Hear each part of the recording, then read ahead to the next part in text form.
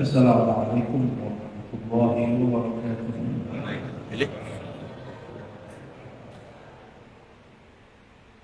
Alhamdulillah rabbil alamin. Nahmaduhu wa nasta'inuhu wa nastaghfiruh. Wa na'udzu billahi min shururi anfusina wa min sayyiati a'malina. Man yahdihillahu fala mudilla lahu wa man yudlilhu fala hadiya lahu. Amma ba'du. Kajian kita sesuai request, ini nggak tahu tiba-tiba minta kajian tasawuf. Kalau mau nanti pakai kitab. Tapi sekarang kita pengantar. Banyak orang mengatakan tasawuf. Emang Nabi bertasawuf? Gitu. Ditanya balik, emang Nabi berfikih? Emang Nabi berhadis? Emang Nabi baca Sahih Bukhari? Jadi kalau orang bilang, Nabi nggak ada tuh tarekat-tarekat. Sama, Nabi juga ada tuh ikut baca Sahih Bukhari. Ada nggak Nabi ikut kajian Sahih Bukhari? Belum lahir, ini seperti sukses dari YouTube-nya ya. Jadi kadang-kadang orang ingin membantah tapi konyol. Membantah itu dengan ilmu. Kita senang Pak dibantah. Senang, saya girang kalau ada orang bantah. Tapi pakai ilmu. Benar-benar girang saya kalau ada orang bantah. Berarti dia merhatiin kita ngajar apa. Tapi kalau itu banyak untuk emang Nabi bertarekat. Emang Nabi bermazhab? Emang Nabi baca kitab Dalail? Ya, emang Nabi baca Ma'surah? Emang Nabi baca Al-Fatihah Al-Qadar? Pertanyaan-pertanyaan yang konyol ini muncul daripada kejahilan. Ada apa yang disebut dengan tarikh al-ilm, sejarah ilmu pengetahuan. Bahwa ilmu berkembang. Ilmu berkembang. Di zaman Nabi ada nggak ilmu mengenai ini hadis sahih? Sahih kan Albani, ada nggak? Ada nggak? Nggak ada. Berarti ilmu tentang hadis sahih, tidak sahih itu berasal dari siapa? Dari orang yang hidup setelah Rasulullah SAW. Bid'ah enggak? Kalau standar kita bid'ah itu sesuatu yang tidak ada di zaman Rasulullah SAW, maka ilmu hadis bid'ah. Jadi kalau kita ngomong disahihkan oleh siapa? Hah? Mau lihat siapa lagi? Albani udah. Itu nggak ada di zaman Rasul. Apalagi Nabi bertauhid uluhiyah, rububiyah, asma wa sifatnya. Ada nggak Nabi membagi di Quran? Membagi di Quran dari ayat pertama sampai ayat terakhir. At-tauhid salasa. Ada nggak? Tauhid 3. Tauhid salasa. 3 tauhid. Uluhiyah, rububiyah, asma wa sifat kan nggak ada. Atau sama, adakah di Quran tentang sifat 20? Misalnya ada kalimat sifat Allah isyri, inna sifat Allah. Nggak ada. Semua itu ijtihad ulama. Ada nggak di Quran mengenai innal mazahib arba'? Sesungguhnya mazhab itu 4. Sama-sama nggak ada. Sama-sama tidak ada. Maka juga tidak ada di Quran tarekat Naqsyabandi, tarekat Syadzili, nggak ada semua. Salafi itu nggak di Quran. Jemaah Tabligh, NU, apalagi antum sebut sesuatu nggak ada di Quran. Namanya nggak ada. Tapi kawan kita klaim tauhid uluhiyah ada di Quran kok. Apa dalilnya? Wa ilahukum ilahu wahid. Nah, itu ayat. Wa ilahukum, ilahmu, Tuhanmu satu. Allah kan gak ngomong wa ilahukum bitauhid uluhiyah. Ada nggak? Nggak ada. Itu kan pemahaman. Kenapa kalau imam kita, imam ente yang berpemahaman disebut itu Qur'ani, kalau imam kami tidak? Kan nggak adil gitu. Sama-sama ijtihad, boleh saling mengkritik. Karena ijtihad bukan dari Allah, yang nggak boleh dikritik Qur'annya. Pemahaman terhadap Quran boleh dikritik. Sepakat ya? Kalau ngeritik Quran kafir, ngeritik Nabi kafir. Tapi ngeritik riwayat hadis Nabi enggak kafir. Imam Bukhari itu pengkritik riwayat hadis Nabi, bukan pengkritik hadis Nabi. Kalau hadis Nabi nggak boleh dikritik, tapi riwayatnya, beritanya dari mana, kepada siapa, itu ilmu hadis. Dan saya 15 tahun mengajar itu, belajar ngajar tentang cara menentukan hadis ini benar, sahih, tidak sahih. Dan kami selama 15 tahun itu bolak-balik khataman kitab hadis untuk mengetahui ini hadis sahih, tidak sahih hadisnya. Tidak hanya itu, kualitasnya juga tidak cukup. Kita harus bahas ini hadis maksudnya apa. Ketika kami membahas ini hadis maksudnya apa, tidak cukup dengan mengetahui kualitas. Kalau hadisnya berkaitan dengan fikih, kami harus meminjam ilmu fikih. Ilmu fikih lewat mazhab. Ya. Dan tidak ada namanya mazhab fikih ahli hadis, itu nggak ada. Ahli hadis tidak punya mazhab fikih. Ahli hadis punya mazhab mensahihkan hadis atau mendhaifkan hadis. Maka jangan diadu antara ahli fikih dengan ahli hadis.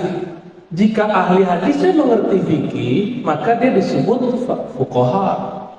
Siapa itu? Imam Abu Hanifah, Imam Malik, Imam Syafi'i, Imam Ahmad bin Hanbali. Mereka itu ahli hadis, mengerti fikih. Maka coba lihat, Abu Hanifah punya kitab hadis, namanya Musnad Abu Hanifah. Jadi ada riwayat hadis, riwayat Abu Hanifah ada. Baru dengar ya? Tuh, baru dengar. Antum mu'alaf sih muhadisnya. Ada hadis riwayat Imam Malik, judul kitabnya Al-Muwatta. Kata Imam Syafi'i, umur 10 tahun beliau sudah hafal kitab ini. As-sahhul kitab ba'da kitabillah Al-Muwatta. Kitab yang paling valid kualitasnya setelah Al-Quran adalah Al-Muwatta. Loh, Imam Syafi'i kok ngomong gitu? Kenapa Imam Syafi'i gak ngomong Sahih Bukhari? Kenapa? Apa? Betul Pak, Imam Bukhari belum lahir. Iya, dia belum lahir. Karena Imam Bukhari belum lahir, dia belum nulis kitab, belum ada Sahih Al-Bukhari. Yang baru ada Al-Muwatta Malik. Itu Imam Malik diajak orang, kamu nih nulis buku yang ditulis orang. Apa jawaban Imam Malik? Wa ma lillahi baqiya. Jika ini buku karena Allah pasti kekal. Sekarang semua kitab Muwatta tidak ada lagi yang tersisa kecuali Muwatta Imam Malik. Jadi Imam Malik ini sudah diperjalankan ruhaninya oleh Allah. Nanti Muwatta'mu yang akan jadi. Cuma nggak boleh sombong. Bahasanya diperhalus. Wa ma lillahi baqiya. Karena Allah pasti kekal. Kalau orang sekarang apa? Lillah. Gitu. Tapi saya geli sih dengan kalimat itu. Lalah lillah itu agak gimana gitu. Kayak gak pantas kita ngomong. Ya. Imam Syafi'i punya kitab Al-Um. Kitab Al-Um di situ disebutkan sifat sholat Nabi sesuai dengan cara Nabi yang diriwayatkan Imam Syafi'i. Ini karena apa ya? Saya udah susah sekarang untuk nulis. Karena baru duduk jalan lagi, baru duduk jalan lagi. Udah nggak sempet. Mungkin sekarang tugasnya ngomong dulu, ya. Karena nggak semua orang senang baca, senangnya hasil jadi, benar nggak? Pilih baca apa dengerin ceramah, tuh kan? Benar ya? Tapi insya Allah ini sudah 70% sifat sholat Nabi yang diriwayatkan Imam Syafi'i. Karena orang biasanya sifat sholat Nabi Albani. Ini yang lebih tua nih. Ya, semuanya diambil dari kitab Al-Um. Hadis riwayatnya Imam Syafi'i langsung. Biar nggak antum pertentangkan cara sholat kita ini dengan cara sholat sifat sholat Albani. Itu kan cuma salah satu kompilasi aja, gitu ya. Jadi Imam Syafi'i periwayat hadis kan? Periwayat hadis. Kalau kurang percaya buka kitab Bulughul Maram. Di sini ada kajian kitab Bulughul Maram. Harus ada. Ya. Itu kitab ditulis oleh imam ahli hadis bermazhab Syafi'i, Ibnu Hajar Al-Asqalani. Cuma sering dipakai oleh orang anti mazhab. Ya, hadis pertamanya tentang Ma'ul Bahar, kata Rasulullah SAW, Al-Hillu Maitatuh, At-Tuhuru Ma'uhu Al-Hillu Maitatuh. Airnya suci, bangkainya halal. Di situ sebutkan rawahu Malik wa Syafi'i wa Ahmad, diriwayatkan oleh Imam Malik, Imam Syafi'i, Imam Ahmad. Belum ada Bukhari, ya, belum ada Imam Al-Bukhari. Guru saya masih hidup, Allah ya yahfaz, Syekhuna Muhammad Hasan itu tinggalnya sekarang di Jerman karena sempat konflik dulu dengan ayahnya Bashar Assad, politik ya. Dan sekarang Bashar, dulu Assad, konflik, dia berani ngeritik pemerintah.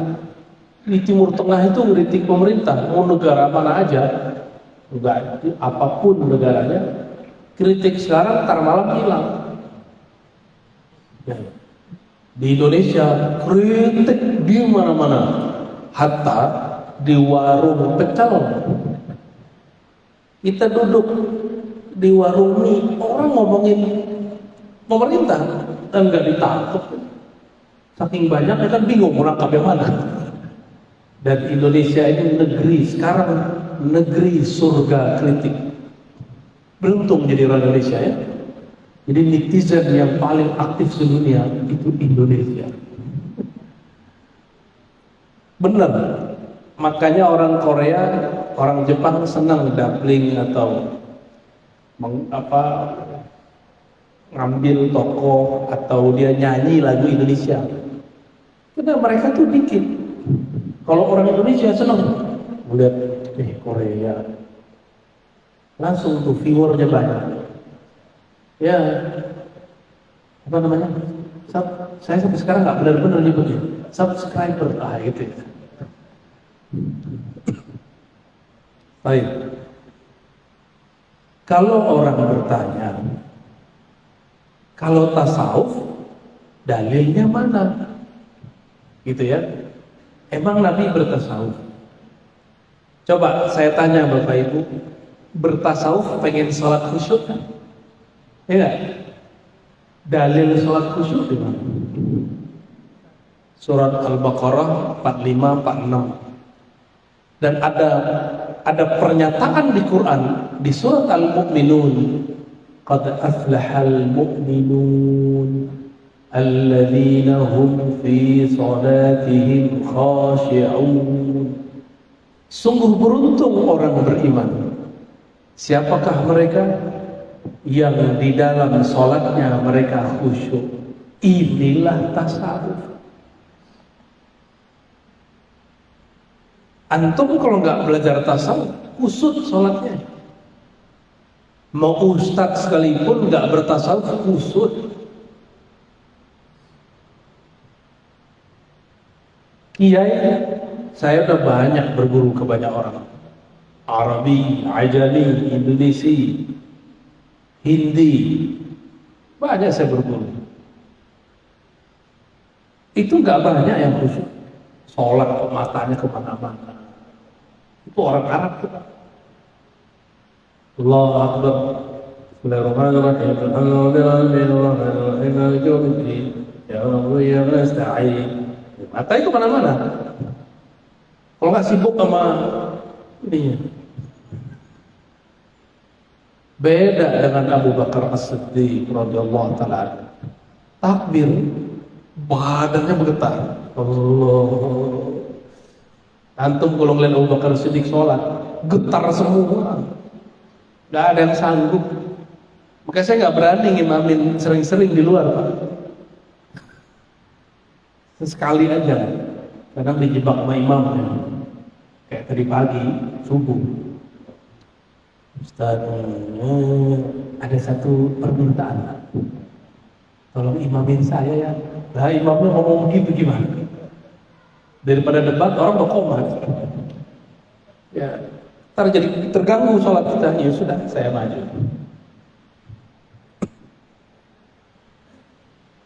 Saya punya guru namanya Syekh Qasim. Kakek guru ya. Guru saya punya guru namanya Syekh Qasim. Syekh Qasim ini pernah diminta ngimamin sholat Jumat. Dia orang kalau zikir lupa sama dunia, Pak. Kalau udah zikir. Kalau kita kan zikir malah ingat dunia. Bener ya? Sama kita, Pak. Itu beliau Syekh Qasim, dia thariqahnya Naqsyabandiyah, orang alim. Ngerti qiraat. Salat karena khatib enggak ada, yang tugas enggak ada, beliau yang khatib, beliau jadi imam. Takbirlah, Allah, nggak ada akbar, hilang, Allah, hilang deh tangannya itu. Tapi masih hidup, kelihatannya mati suri. Kan orang bingung, nungguin, ada 10 menit nungguin, bubar aja tuh sholat Jumat, bubar sholat Jumat, orang pada bingung, ini guru kenapa ini? Itu pernah kejadian. Maka besok ketika dia sadar, jadi dia kalau disebut nama Allah hilang pikiran dia sibuk asik. Ada orang begitu ya. Ketika esok hari bahkan beliau nggak berani lagi kalau datang awal, kalau datang pasti nyari sudut. Itu sejarahnya kenapa guru-guru saya yang ahli-ahli zikir setiap kali Jumatan itu nggak mau di sini duduk, pasti di sudut sini. Kalau nggak di belakang gitu, nyamar jadi orang lain. Khawatir disuruh jadi imam. Ada orang begitu, Pak. Jadi kalau orang nanya mana dalil tasawuf? Tasawuf itu salah satu benefitnya mendapatkan sholat khusyuk. Maka sholat khusyuk itu ada di surat Al-Baqarah ayat 45-46, ada di surat Al-Mu'minun surat 23 ayat 2. Allazina fi salatihim khashi'un. Tasawuf itu mengurangi orang dari senda gurau. Wallazina hum 'anil laghwi mu'ridun. Itu tasawuf semua. Ya.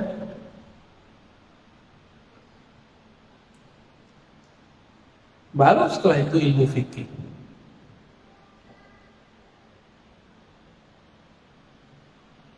Jadi orang nanya lagi, ini kan pertanyaan-pertanyaan orang. Mana dalilnya zikir Allah, Allah? Bapak apal kulhu nggak? Apal kulhu? Ayo dibaca dong. Bismillahirrahmanirrahim. Qul huwallahu ahad. Qul, katakan hai Muhammad, huwa, dialah Allah. Inilah dalil zikir huwallah, huwallah, huwallah. Kan perintah. Katakan hai Muhammad, huwallah. Oleh ahli tafsir, huwa itu ditafsir. Huwa itu bisa ditafsir satu jilid, Pak. Lafaz Allah, Masya Allah, semua nama ada di situ. Ada di alif, lam, ha. Alif itu dijelaskan rahasia alif. Gak ada toh yang sia-sia. Yang kalimat paling sempurna itu cuma lafaz Allah. Kalau Ar-Rahman, coba Bapak buang Rahman, rohnya dibuang. Hak mim nun. Apa artinya? Latif, lamnya buang. Tif. Apalagi? Wadud, wawunya dibuang. Dud. Kan nggak seru, Pak. Nggak jelas. Tapi kalau lafaz ini Allah, alif itu kesempurnaan nama, keesaan nama. Lam itu lam jalaliyah, keperkasaan, kemuliaan, kewibawaan nama. Lam kedua jamaliyah, keindahan nama. Kalau kita buang alifnya lillah, buang alifnya lahu, itu lam ada maknanya sendiri. Apa beda lillah dengan lahu? Ada. Kalau saya bilang ini milikku, lillah, ini milik Allah, itu ketegasan itu. Lahu itu kelembutan. Lamnya buang semua, sisa hu. Ternyata huwa, waw itu waw zaidah namanya, waw tambah atau waw, ada juga menyebut waw wisol, waw ittisal, istilah ahlu bahasa. Jadi asalnya tuh hu. Dari mana dalilnya itu? Lahu ma fis samawati wal ardh. Lahu, hu, baginya. Maka hu itu nama Allah. Jadi jangan heran kalau Bapak ini buka YouTube ada orang zikir hu. Itu bukan lagi ngusir jin, itu hu, bukan. Emang mereka sedang mengurai itu satu-satu. Bagi mereka satu kata, satu huruf di Quran berharga. Kalau bagi kita kan enggak. Ya, bagi mereka jangankan satu ayat, jangankan satu kata, itu kata dipretelin, semuanya bermakna. Ini bagi ahli tasawuf. Maka orang tasawuf itu orang-orang yang rigid. Dia detail membaca sesuatu. Kenapa? Karena sufi itu tenang. Orang kalau tenang, pembacaannya detail. Kalau kita kusuk-kusuk, kita nggak bisa melihat secara rinci. Sufi itu mereka beramal dengan surat Ar-Ra'd ayat 28. Ala bidzikrillah tatma'innul qulub. Ketahuilah hanya dengan menyebut nama Allah qalbu menjadi tenang. Karena mereka sudah tenang, membaca ayat itu lebih dalam daripada orang lain. Gitu. Maka qul huwallahu ahad, mereka menemukan dahsyat ini surat. Wajar. Ini disebut sepertiga Al-Quran. Wajar kalau ada sahabat hobi baca surat Al-Ikhlas. Dia dicintai oleh Allah Subhanahu wa ta'ala. Ada orang yang sakti di TV ketemu saya, yang dia nggak ngomong-ngomong deh. Itu zikirnya pakai hu Allah, hu Allah, Allahu, hu Allah, Allah. Saya tanya, dapat dari mana Ki? Dari babe. Lah, itu ngomong. Ternyata dia mengislamkan dukun-dukun, orang-orang sakti lewat cara itu. Baru kaget saya. Jadi dia ini nggak semata-mata nyari fulus, tapi juga mengislamkan orang dengan cara itu. Jadi ada orang nantang, kalau kamu bisa mengalahkan saya masuk Islam. Dijabahin sama dia. Karena dia pegang kul huwallah, cuma huwallah yang dia pegang. Selesai semua urusannya. Kita udah baca kulhu berkali-kali, ditiup-tiup nggak jadi-jadi, kesurupan nggak sembuh-sembuh, karena nggak tahu tekniknya, baru tahu membacanya. Benar? Mereka ini tahu tekniknya dan mereka nyamar jadi tentara, nyamar jadi polisi, nyamar jadi ustadz, nyamar jadi pemabuk, nyamar itu. Padahal nggak mabuk, yang diminum air aqua. Nyamar masuk kemana, nyamar aja. Semua kita kan nyamar, ini kan lagi nyamar jadi orang soleh kan. Di rumah belum tentu begini. Iya benar. Ya, kita ini sedang menyamar semua. Yang tahu hakikat kita Allah. Sufi itu dia merasa kolbunya diperhatikan Allah. Itu sebabnya dia nggak perlu dipuji orang. Dia cukup merasa diperhatikan Allah. Itu sufi. Jadi sufi itu bukan orang gila, bukan. Ada orang gila di syuting, ini wali Sufi Ar-Razi, dikirim ke saya. Ya saya senyum aja. Orang jahil kok dilawannya? Gak usah dilawan orang jahil. Dia nggak dengerin kajian kita, cuma dengerin potongan-potongan video atau dengerin ustadz dia. Itu walinya Ar-Razi orang gila. Emang pernah saya bilang orang gila wali? Ternyata dia mengklaim ada seseorang yang menurut saya wali itu gila. Maka dia kemudian tuduh wali Sufi Ar-Razi. Ya, itu Wan Sefer. Ya. Bagi dia Wan Sefer gila, bagi saya enggak. Bagi saya beliau itu tabib. Wali tabib. Wali yang apa yang dikasih dia jadi obat. Dulu kan saya anti begituan Bang, gak percaya. Kualatnya, kualat bener. Dulu ini suara serak terus, sakit. Tiba-tiba jam 3 malam, habis selesai pengajian, hikam, di Tangerang Selatan, beliau datang. Pakai mobil muridnya, mobil Pajero, keren sekali, zoom. Banyak orang salaman. Saya salim itu sekali doang saya ketemu beliau. Salim. Terus tiba-tiba dia ambil itu sirih. Nggak jelas. Itu ngomong apa juga nggak ngerti. Yang ngerti cuma yang di samping dia itu kawan sahabat saya namanya Razi juga, Habib Razi. Suaranya bagus. Sejak saat itu nggak pernah lagi ini serak. Kalau serak antam pakai sirih selesai. Ar-Razi yang kata orang sekolah sampai S3 yang ngasih obat seraknya orang yang ente sebut gila. Yang gila ente apa dia? Hah? Jadi orang-orang ini ketipu oleh penampilan orang-orang tertentu. Jadi bagi dia kalau dia nyoret-nyoret itu gila. Gak begitu ya. Berarti yang nyoret-nyoret tembok gila semua dong. Baik. Jadi sufi itu apa? Tasawuf itu apa? Nah, kita harus punya perbandingan.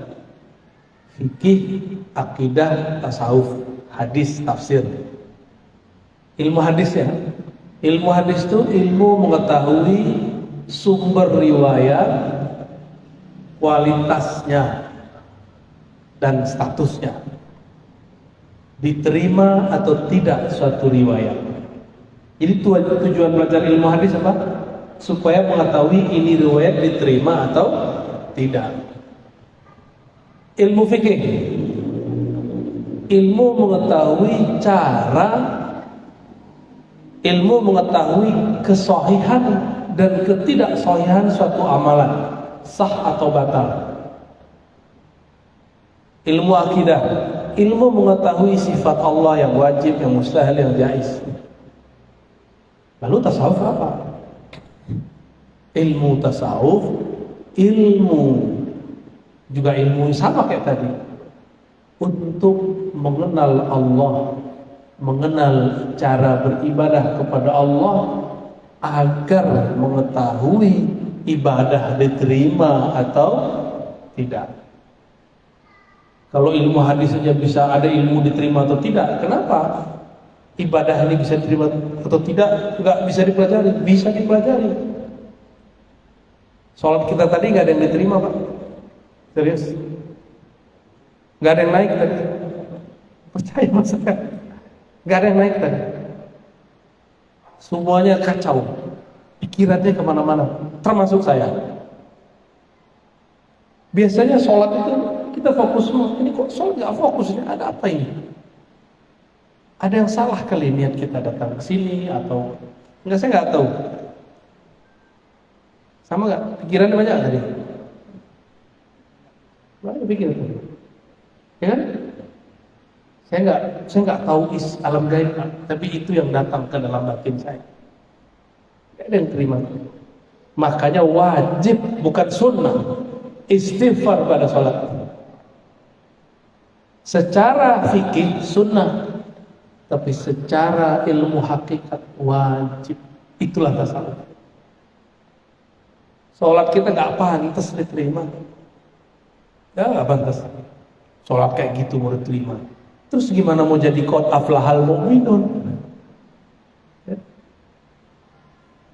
Maka perlu ada latihan khusyuk. Latihan khusyuk. Sholat itu tujuannya apa? Surat Thaha, aqimis salata lidzikri. Surat Thaha ayat 14. Dirikanlah sholat untuk mengingatku. Maka supaya sholatnya beres, latihan zikrullah. Latihan zikrullah sama dengan orang latihan tahfiz, sama dengan orang latihan panah. Sebelum memanahnya bagus, maka panahnya berkali-kali. Orang kalau mau bentuk tubuh yang bagus, dia latihan ngangkat berat. Ada angkanya nggak? Bid'ah nggak tuh? Rasulullah nggak pernah ngajarin. Mana? Kan di hadis cuma dikatakan memanah. Caranya kan nggak diajarkan. Antum memanah dengan cara begitu kan bid'ah itu. Nggak ada di zaman Rasul perintah-perintah begitu. Kita kerjain. Untuk apa kita buat metodologi? Untuk mencapai tujuan. Maka kita berlatih untuk mencapai tujuan. Itulah sebabnya kenapa di dalam tasawuf yang dilatihkan zikrullah. Zikir sekian, zikir sekian. Tapi ada tasawuf yang murni. Tadi tasawuf amali namanya, tasawuf amal. Tasawuf wirid. Ada tasawuf murni, itu tasawuf yang isinya ma'rifatullah, ngaji tentang Allah. Bapak kalau wirid 1000 itu terasa lama. Tapi dari tadi habis maghrib sampai sekarang kita ngaji, gak terasa ya? Maka thariqat ma'rifatullah, thariqat mengkaji tentang siapa yang disebut dalam zikir, itu kadang lebih seru daripada zikir. Kita senang sama seseorang, ketemu orang yang kenal sama orang itu, nanya-nanya, tahu-tahu udah 2 jam. Coba, kalau kita sebut-sebut namanya siapa Pak? Yang Bapak senang? Siapa? Siti Rahmah, Betty, bete, jadi bete, Pak. Zikir itu cuma latihan mengingat-ingat. Tapi kalau thariqat ma'rifatullah itu mengenal siapa yang disebut, siapa yang disembah. Nah, khusyuk itu akan muncul kalau kita kenal siapa yang kita sembah, bukan hanya sekedar banyak menyebut namanya. Maka khusyuk ini dibagi dua, ada khusyuk qalbiyah, ada khusyuk ruhiyah. Ini di batin. Kalau dalam alam zahir ada dua, khusyuk akal, khusyuk jasad, nafsiyah. Khusyuk akal ngerti yang dibaca. Ngerti nggak tadi dibaca apa? Gak kan? Sadar nggak ayat yang dibaca itu apa? Kan nggak. Berarti akalnya udah nggak khusyuk. Jasad, badan main-main, gerak-gerak. Mungkin badannya sih khusyuk ya. Kolbunya merasa ditatap Allah nggak? Yang tadi sholat maghrib sama kita, kolbunya merasa ditatap Allah nggak? Enggak ya? Gimana mau diterima? Terasa itu Pak. Jika ada di satu masjid orang kolbunya merasa ditatap oleh Allah, itu nyebar rasanya kepada orang lain. Minimal samping kiri kanannya nyebar itu. Minimal kita ikut terbawa syahdunya. Kecuali kolbu kita sudah ternodai dengan noda-noda maksiat, noda-noda kelalaian yang panjang, atau kita syak kepada orang itu.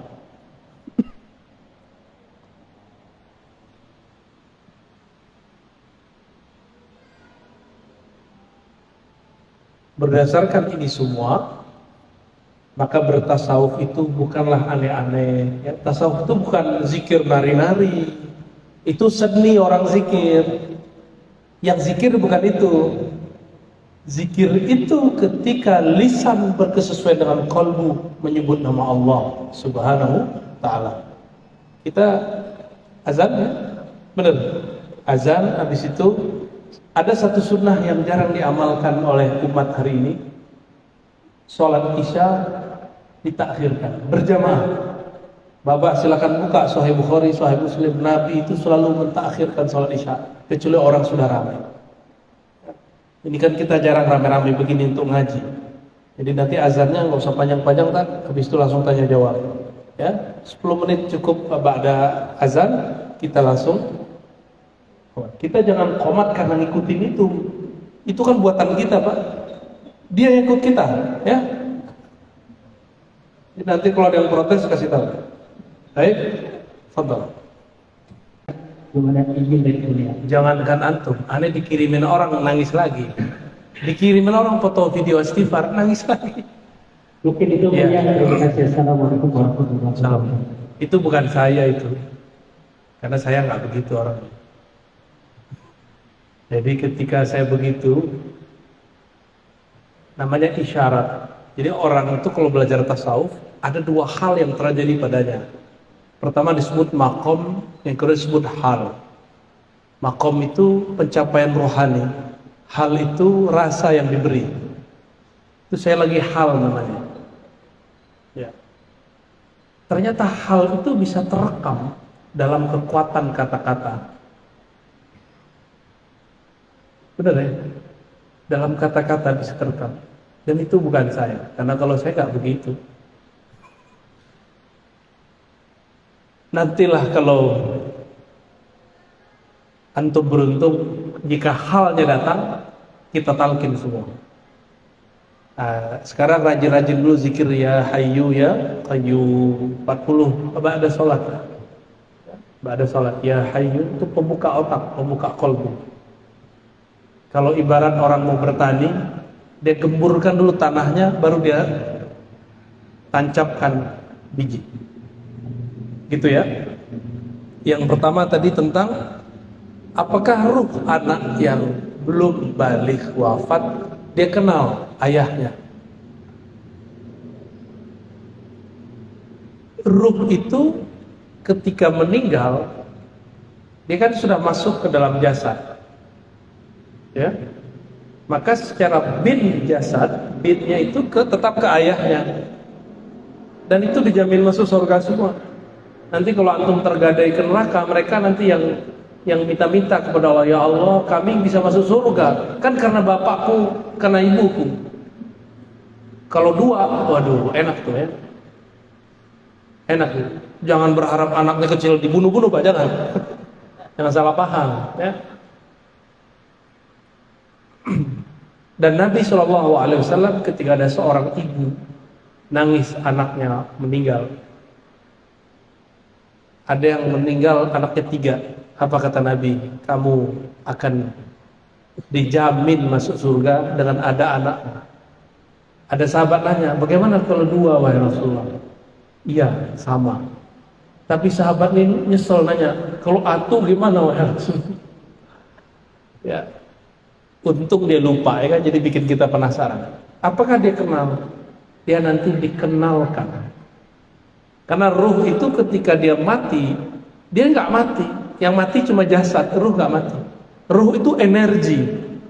Ternyata ahli kimia, ahli fisika, ahli biologi, ilmu eksak sepakat mengatakan energi tidak pernah habis. Energi itu abadi. Energi itu dalam bahasa agama disebut ruh.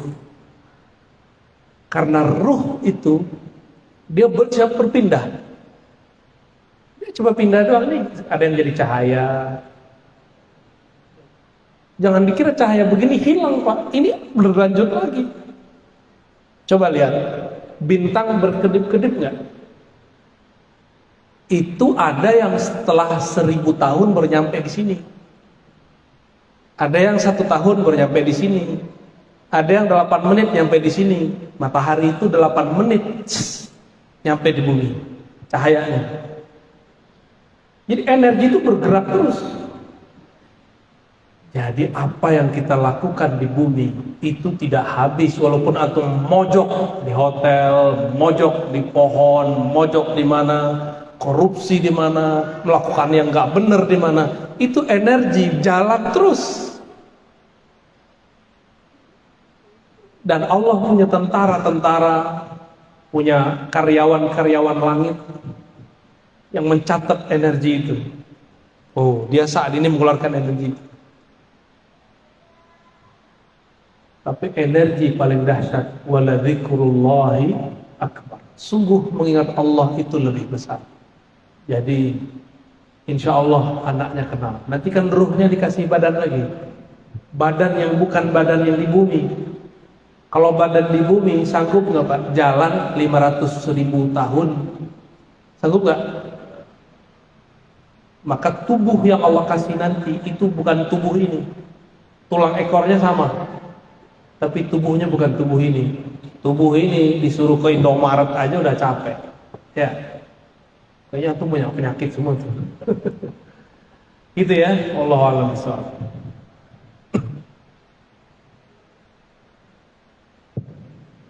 Bismillahirrahmanirrahim. Assalamualaikum warahmatullahi wabarakatuh.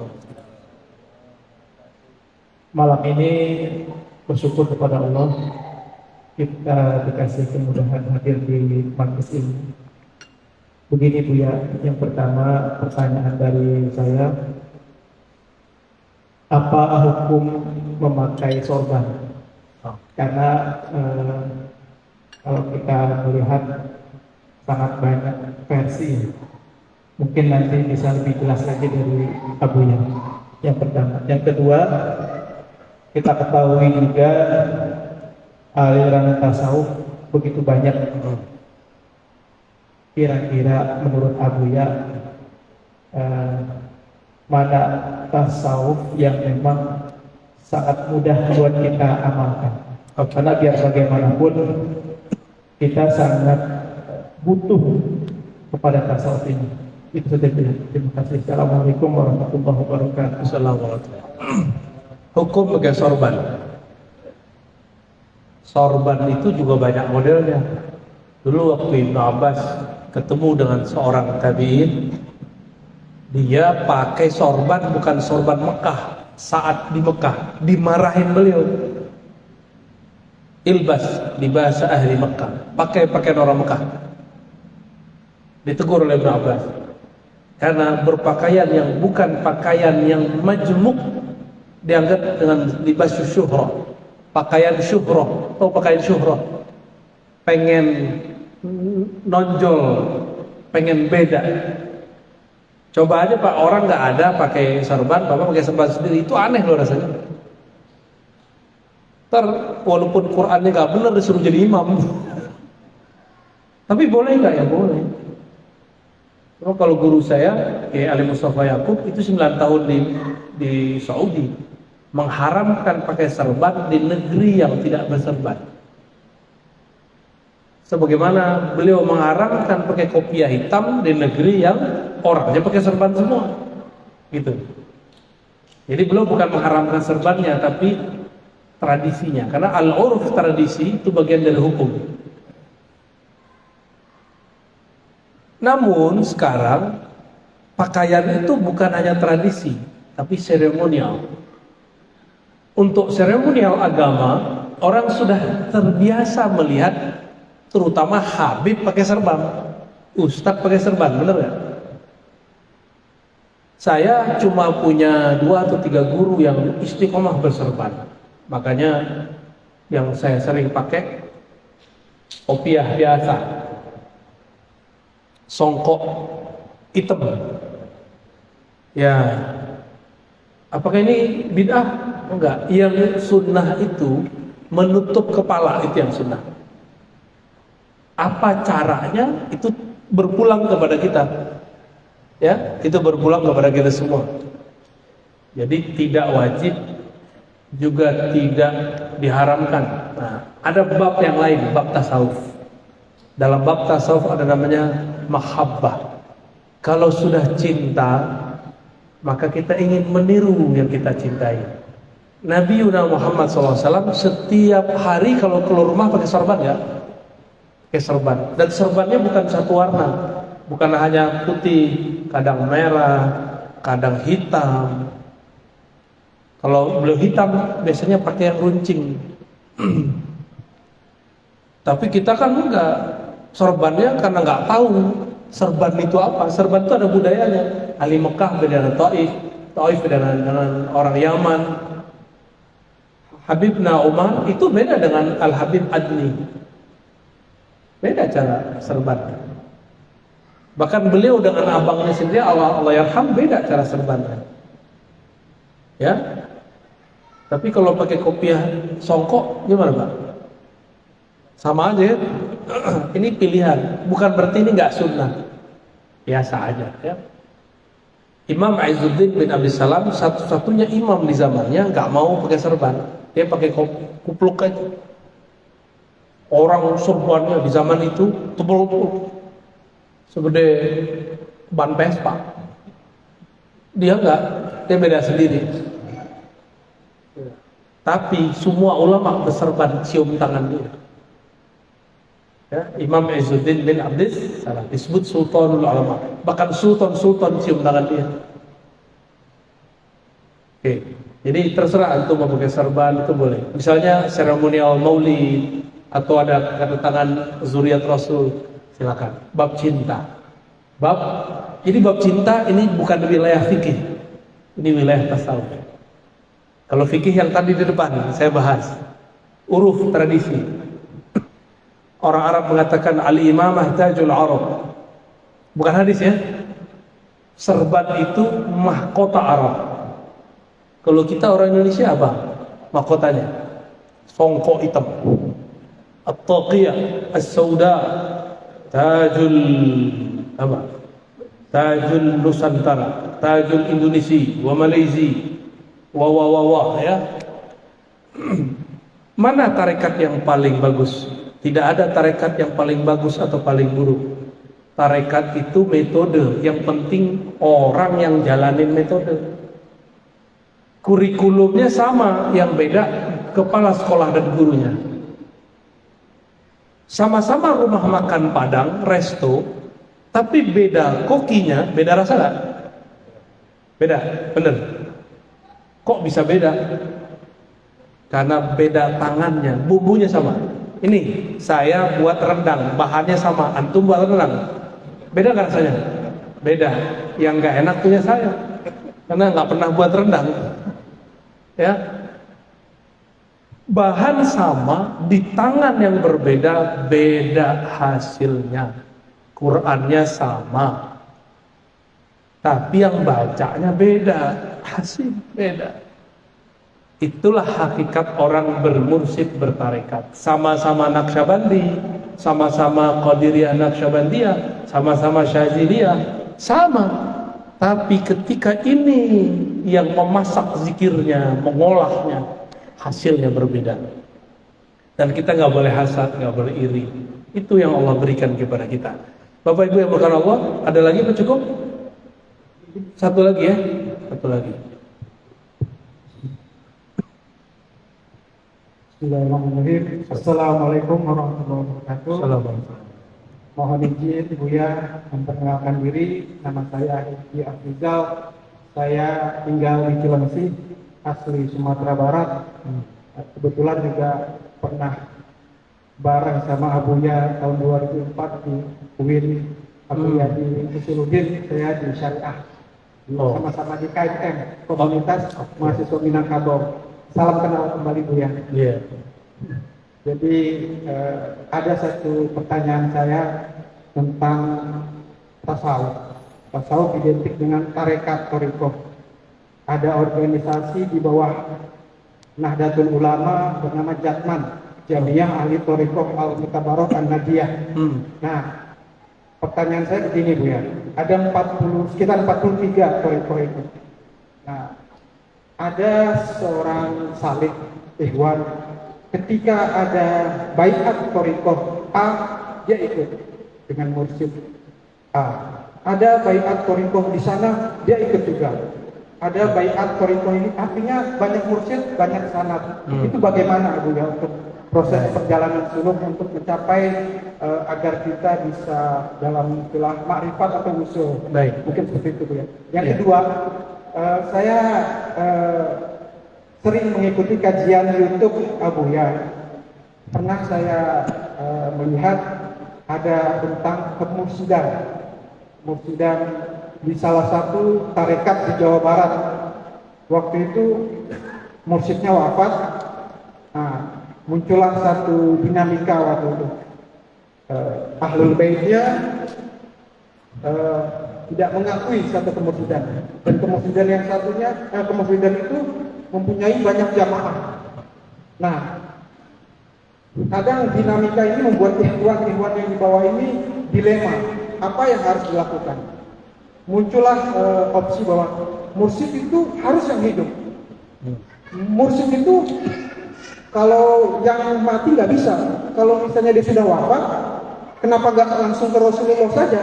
Nah, mungkin di situ karena waktu itu saya lihat YouTube-nya itu sepotong, jadi saya kurang memahami dari beliau. Mungkin itu saja, mohon maaf. Wallahu muwaffiq ila aqwamit thoriq. Wassalamualaikum warahmatullahi wabarakatuh. Assalamualaikum.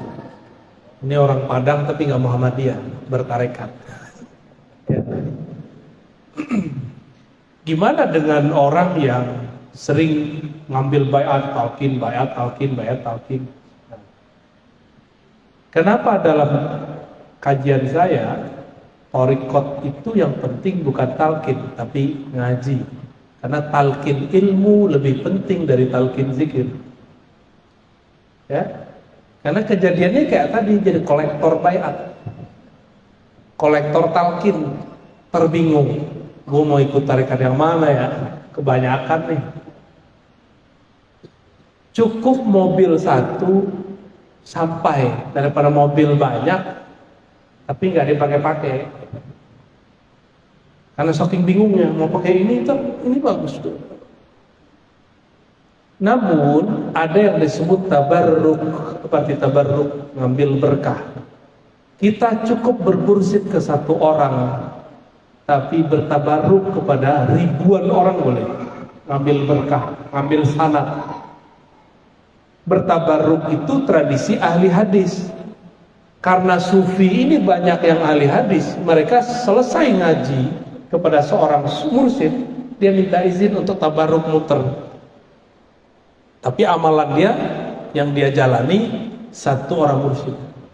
Silakan berbaiat 1000 kali, tapi mursyid cukup 1 aja. Setelah mursyid, misalnya kita sudah selesai nih kurikulum mursyid, boleh nggak ganti mursyid? Ganti mursyid nggak boleh, tambah mursyid boleh, upgrade mursyid boleh. Kalau ganti mursyid, antum su'ul adab, kurang ajar namanya. Tapi menambah mursyid boleh. Mursyid kan pembimbing, yang sempurna kan cuma Rasulullah. Maka di luar Rasulullah, mursyid tidak ada yang sempurna. Maka mursyid gak boleh larang muridnya kalau muridnya sudah cukup pemahamannya. Jangan ditahan, guru nanti jadi hijab. Jadi kebanyakan murid gak usul-usul, tidak sampai kepada hadirat Allah karena ditahan sama gurunya. Harus dilepas kepada guru yang lain.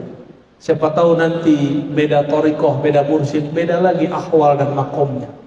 Ya, jadi saya mengimbau para praktisi tarekat, para mursyid, wakil talqin, jangan menghijab murid. Jadilah yang membuka jalan untuk murid. Tapi kalau ada nih, ini baru, kita bilang tunggu dulu, taruh waktunya, saya kasih tahu, kamu akan saya lepas. Nah, itu hak seorang mursyid. Sama kayak masuk sekolah, kan ada dari kelas 1 sampai kelas 6, kelas 1 sampai 3, kelas 1 sampai kelas 3, kan begitu. Selesai dulu kelas 3, baru ente pindah. Kalau enggak, di sini dia pindah kelas 2, belum naik kelas pindah lagi. Nggak naik kelas Pak, udah 1000 kali nggak naik kelas, di situ aja. Inilah nasib kolektor talqin tapi nggak punya mursyid. Ya, guru-guru itu pencemburu. Serius wallahi, guru-guru itu pencemburu. Apalagi kalau nafsiyahnya belum selesai, dibakar sedikit dia nanti serang mursyid yang lain. Seperti ustadz-ustadz menyerang ustadz-ustadz yang lain. Padahal sama-sama ahli sunnah, sama-sama berjuang, cuma karena beda politik serang-serang. Ya. Terus apa tadi yang terakhir?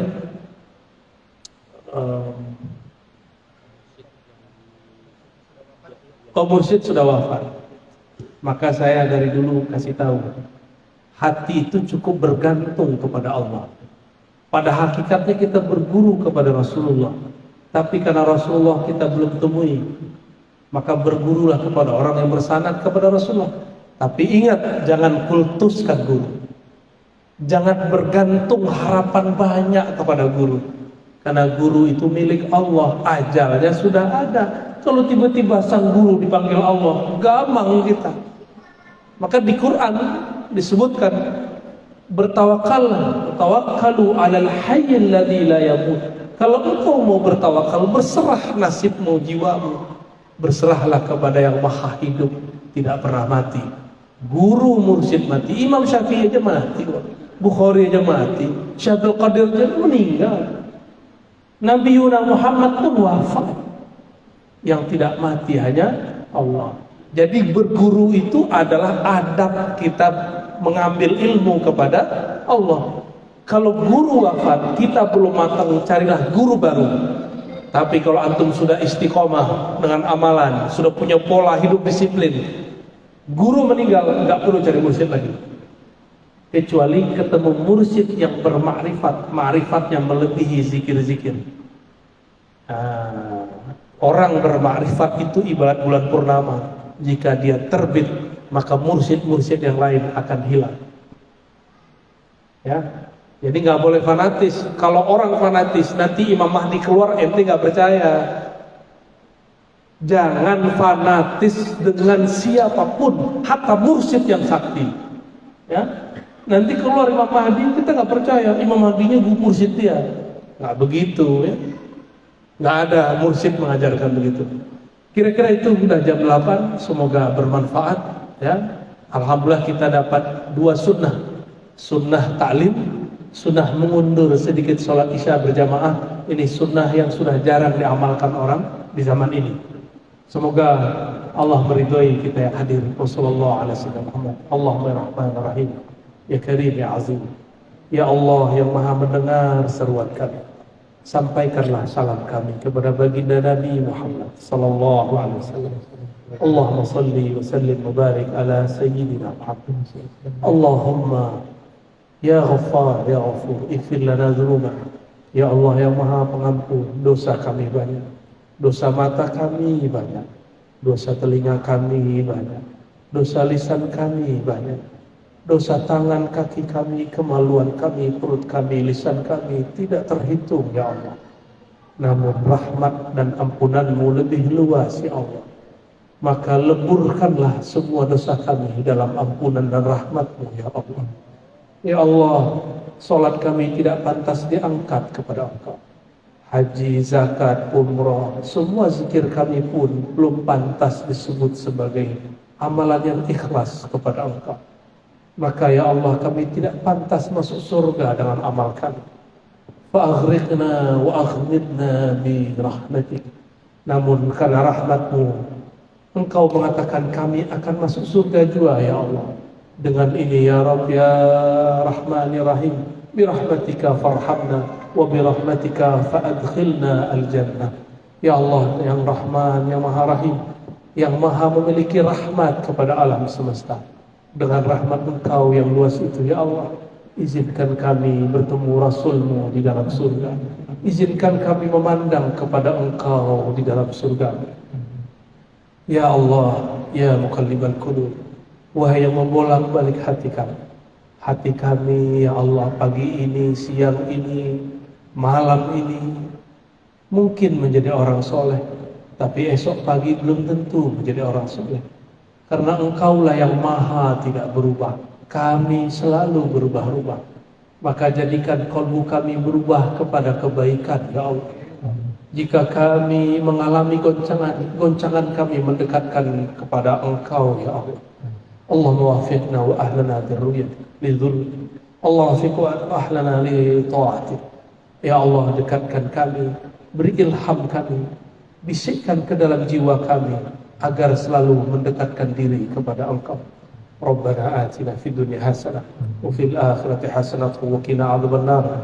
Ya Allah yang memiliki kebahagiaan di langit di bumi, di dunia di akhirat, mohon berikan kami bahagia di dunia, bahagia di akhirat. Wassallallahu ala sayyidina Muhammad walhamdulillah rabbil alamin. Mohon maaf salah kurangnya. Assalamualaikum warahmatullahi wabarakatuh.